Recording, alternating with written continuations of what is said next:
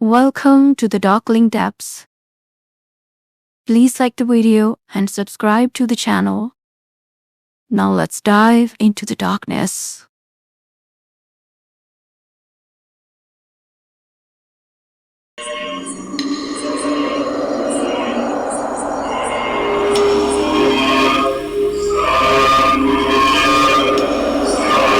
Welcome to the Darkling Depths.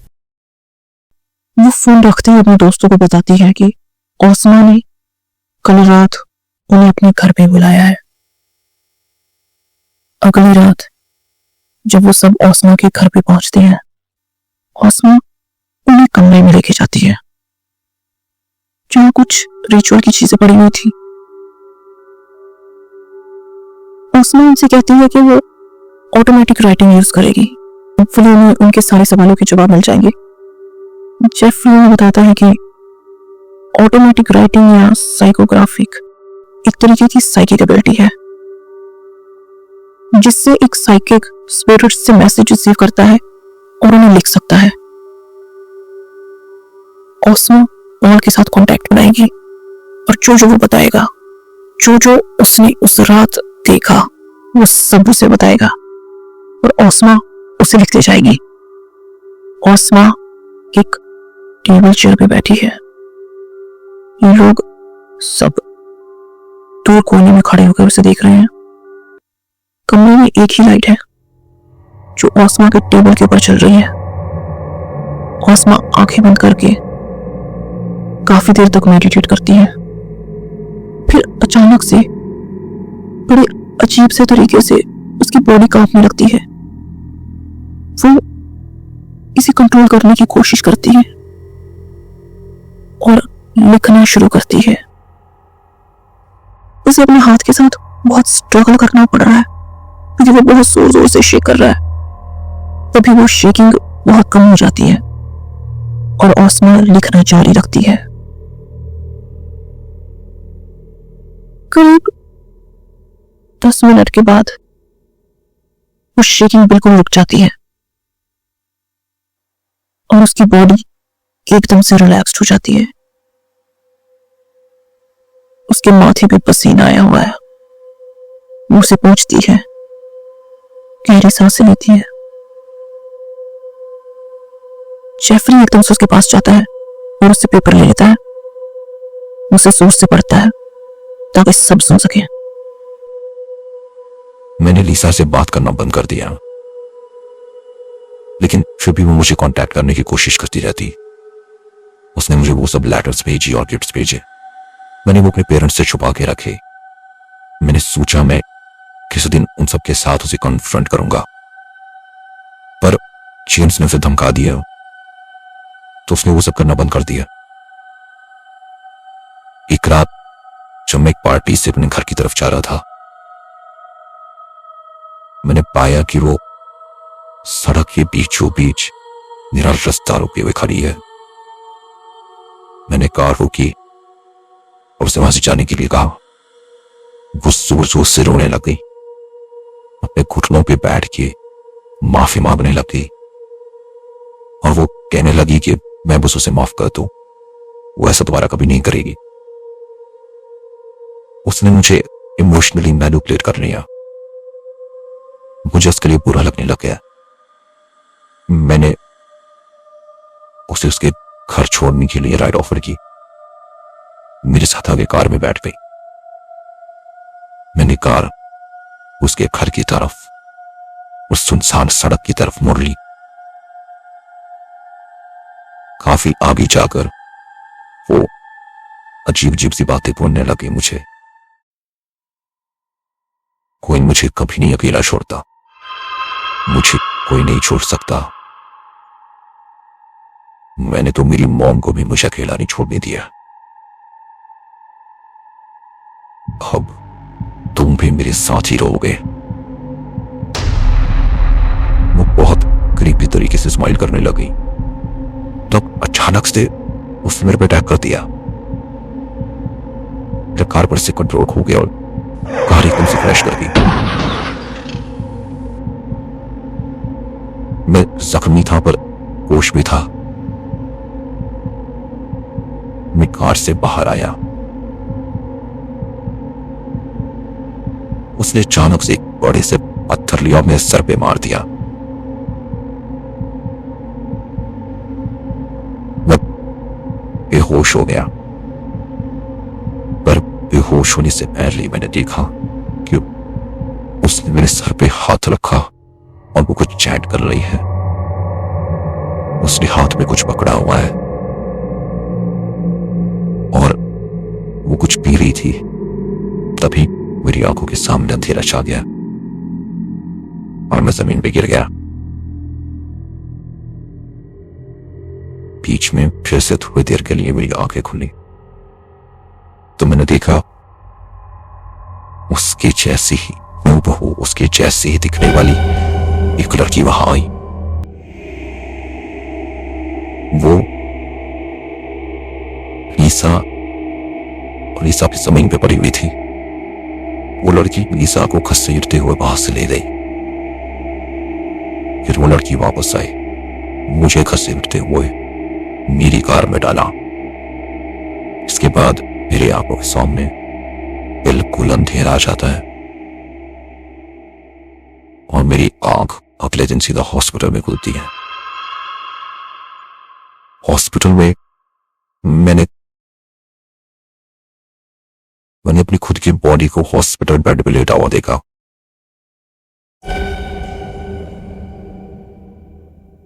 ये सब लोग सुन के सुन पड़ गए थे। तब एकदम से हौसला बोलती है, उसने उस रात कोई तो डार्क रिचुअल किया है जिसकी वजह से और की आत्मा उसकी बॉडी में वापस नहीं जा पा रही। हमें जानना होगा उन लोगों ने एग्जैक्टली क्या किया था। वो हम सब कैसे जानेंगे? और तो ठीक से सब कुछ देख नहीं पाया। उसने जो देखा उसने आपको बता दिया। डोंट वरी, हम कोई तरीका ढूंढ लेंगे। इसके 2 दिन बाद कैथरीन को ऑस्मा और जेफरी की तरफ से कोई रिस्पॉन्स नहीं आता। तीसरी शाम को अचानक से जेफरी का कॉल आता है और वो उसे अर्जेंटली मिलने के लिए बुलाते हैं, लेकिन वो उसे ये कहते हैं कि वो पॉल की एक्सीडेंट की एग्जैक्ट जगह के बारे में पता करे। वो लोग उससे वहीं मिलेंगे। कैथरीन पॉल के पेरेंट्स से उस जगह के बारे में पता करती है। जेफरी को भी उसकी लोकेशन के बारे में बता देती है और आम के लिए चलने लगती है। ट्यूब और टानिया उसे अकेले नहीं जाने देते, वो भी उसके साथ चलते हैं। वो उस सुनसान से रास्ते पे पहुंचते हैं। रात हो चुकी थी। तानिया पूछती है कि वो सब यहाँ क्यों आई है। क्योंकि हमें ये जानना है उस रात एग्जैक्टली क्या हुआ था, कैसे उन्होंने पॉल की स्पिरिट को ट्रैप किया। पर किसी ने कुछ नहीं देखा। इवन पॉल भी सब कुछ नहीं देख पाया। तो हमें कौन बताएगा? वो आत्माएं जो उस रात यहां आसपास थी, उन्होंने देखा है, वो हमें बताएंगी। ऑस्मा ग्राउंड पे जाके बैठ जाती है और वो वॉइस इक्विपमेंट अपने पास रख लेती है। वो काफी देर तक कुछ चैंटिंग करती है। उसके बाद जोर से कहती है कि यहां कोई आत्मा है जिसने उस रात वो हादसा देखा हो। उन्हें वॉइस इक्विपमेंट पे कुछ सुनाई नहीं देता। वो बार बार चिल्ला चिल्ला के वही सवाल पूछती है। तभी उस इक्विपमेंट से आवाज आने लगती है।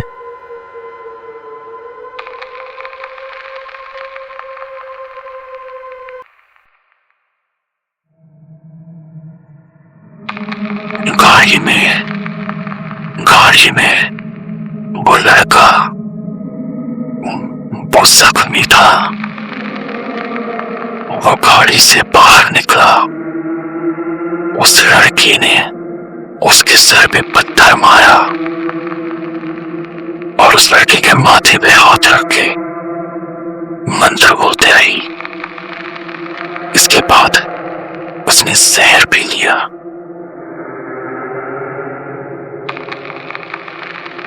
और फर्श पे गिर के तड़पने लग गई। तभी एक दूसरी लड़की आई जो उसके जैसे दिख रही थी। वो उस मरी हुई लड़की के शरीर को घसीट के अपनी कार में ले गई। फिर वो इस लड़के के पास वापस आई। इसके माथे पे लगे हुए खून को एक कपड़े से पोंछा। वो भी कुछ अजीब सा मंत्र बोल रही थी। उसने अपनी जेब से एक छोटी सी लकड़ी की गुड़िया निकाली। उस लड़के के खून से सना हुआ वो कपड़ा उस गुड़िया पे लपेटा और मंत्र बोलते बोलते अपनी बहन की लाश के मुट्ठी में दे दिया। फिर वो गाड़ी लेके वहां से चली गई। ओस्मा उठ के खड़ी हो जाती है। वो सब लोग एकदम शॉक्ड एक दूसरे की तरफ देखते रहते हैं। फिर उसने अपनी बहन की बॉडी को एक कपड़े में लपेटा और अपनी बेसमेंट में छुपा लिया, अपनी मॉम की डेड बॉडी के पास, जो कि उसने पहले से निकाल रखी थी। Oh my God! What an evil she was! अपनी सिद्ध पूरी करने के लिए उसने अपनी जान तक दे दी। हमें सबके बारे में पास्टर जॉर्ज को बताना होगा। इस ईवल से लड़ना आसान नहीं होगा। स्पिरिट और उसकी बहन पूरी कोशिश करेंगे हमें रोकने की। वो पॉल की आत्मा को अपने पास लेके जाना चाहती है। इस दुनिया में ना सही, उस दुनिया में ही सही, वो पॉल को हमेशा के लिए अपने साथ रखना चाहती है। हमें लीजा और पॉल के बीच का जो लिंक है उसे तोड़ना होगा। हमें लीजा की बॉडी को एक प्रॉपर फ्यूनरल देना होगा और उस डॉल को जलाना होगा। आते वक्त कैथरीन एक बार मुड़ के दोबारा उस जगह की तरफ देखती है। इस बार उसकी आंखों में गुस्सा और उस शैतान को हराने की जिद भरी हुई थी। टानिया और कैथरीन अपने घर पहुंचती हैं। डेव भी उनके साथ ही है। वो सब लोग यही डिसाइड करते हैं कि किसी तरीके से लीसा की बॉडी को उस घर से बाहर निकालना पड़ेगा और उसकी बहन का भी कुछ करना पड़ेगा, क्योंकि वो इतनी आसानी से उसका फ्यूनरल तो होने नहीं देगी। टानिया कुछ सोचने के बाद कहती है कि उसके पास एक प्लान है, वो सब कल उस पे काम करेंगे।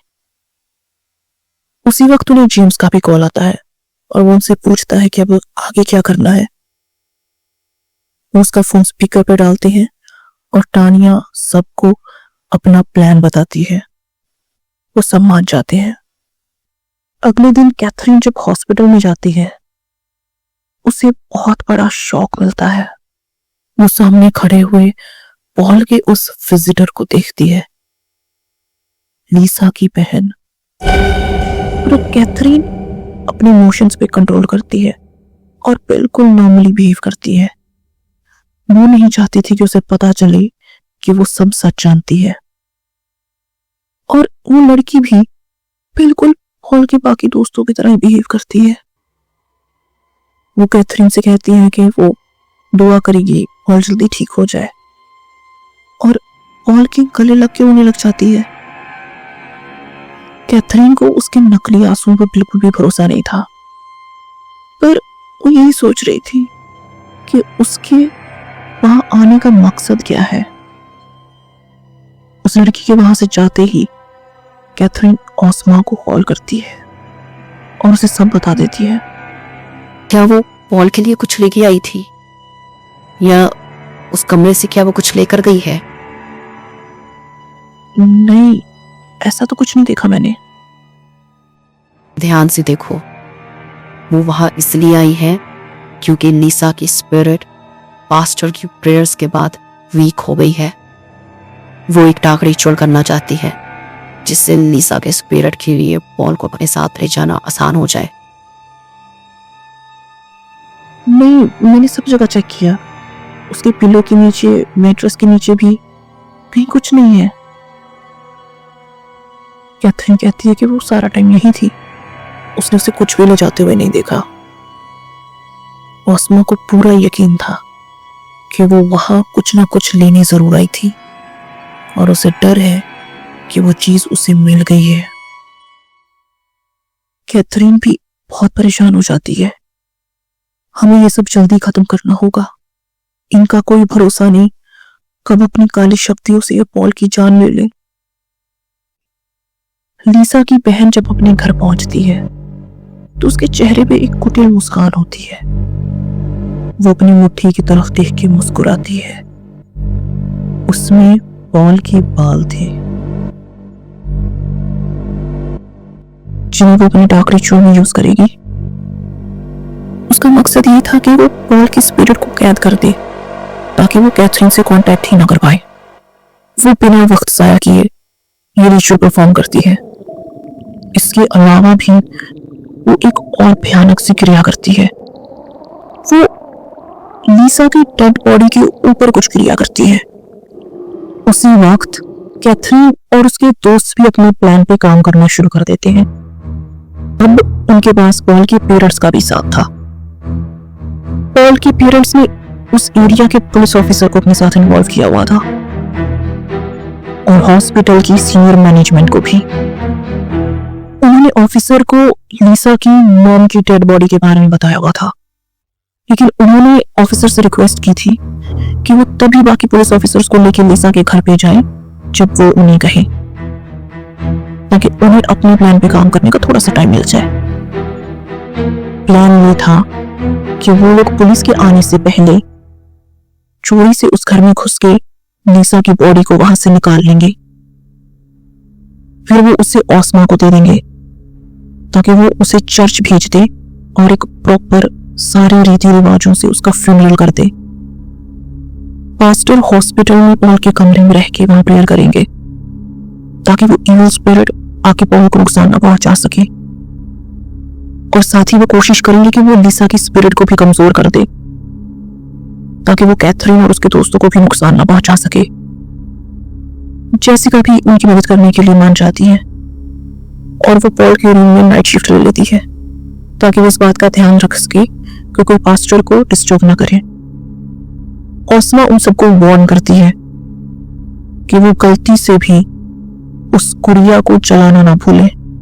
सिर्फ लीसा की बॉडी को दफनाने से कुछ नहीं होगा, उस डॉल को जलाना बहुत जरूरी है, वरना उस काली शक्ति से उन लोगों का पीछा नहीं छूटेगा।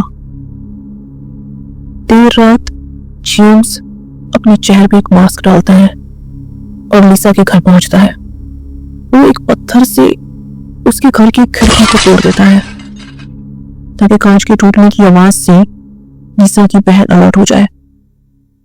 वो आवाज सुन के एकदम से बाहर आती है और टूटे हुए कांच को देख के बहुत गुस्सा होती है। वो उसे टाइम किचन से एक बड़ा सा चाकू उठाती है और घर के अंदर इधर उधर ढूंढना शुरू कर देती है। जेम्स उसकी नजरों से बच के चोरी से बेसमेंट का दरवाजा खोलता है और अंदर से बेसमेंट का दरवाजा लॉक कर देता है। वो सोचता है कि लीसा की बहन खुद ही पुलिस को कॉल कर देगी, ये कह के कि उसके घर में कोई घुस आया है। पुलिस वहां आएगी, हर को सर्च करेगी और उन्हें उसकी मॉम की डेड बॉडी मिल जाएगी। फिर वो लोग उसे अरेस्ट करके वहां से ले जाएंगे। बेसमेंट के अंदर जाके वो उस दूसरे दरवाजे की तरफ जाता है जो घर के पीछे की तरफ बाहर को खुलता है। उस दरवाजे को खोलने पर बाहर उसे डेव मिलता है। वो उसे अपने साथ बेसमेंट के अंदर ले जाता है। वो दोनों जल्दी से लीसा की बॉडी को वहां से उठाते हैं और लेकर बाहर आ जाते हैं। इस बात का पूरा ध्यान रखते हैं कि वो डॉल भी लीसा की बॉडी के साथ ही हो।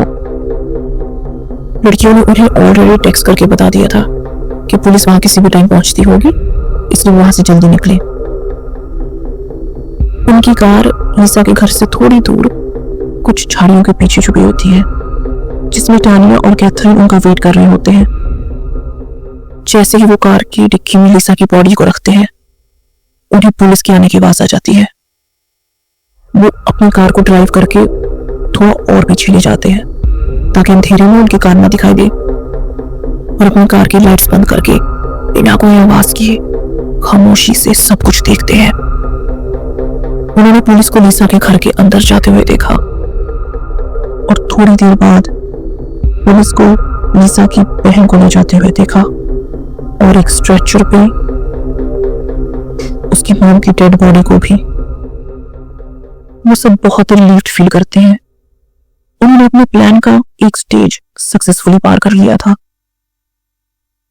वो अपनी कार में ओस्मा को मिलने के लिए निकल जाते हैं। वहां हॉस्पिटल में पास्टर पॉल के रूम में प्रेयर कर रहे हैं। जेसिका थोड़ी देर के लिए रूम से बाहर चली जाती है। वो पास्टर को कह के जाती है, अगर उन्हें किसी भी चीज की जरूरत हो उसे आवाज दे दे। किस्मत से उस रात फ्लोर पे ज्यादा स्टाफ नहीं था और जो कोलीग्स और सीनियर मेंबर्स उस रात फ्लोर पे थे, जेसिका ने उन सबको अपने साथ मिला लिया था। इन सबका प्लान कामयाब होता हुआ दिख रहा था, लेकिन लिसा की बहन, जिसे कि पुलिस अपनी वैन में ले जा रही है, उसके चेहरे पे कोई घबराहट, कोई परेशानी नहीं है। उल्टा एक क्रीपी सी स्माइल है।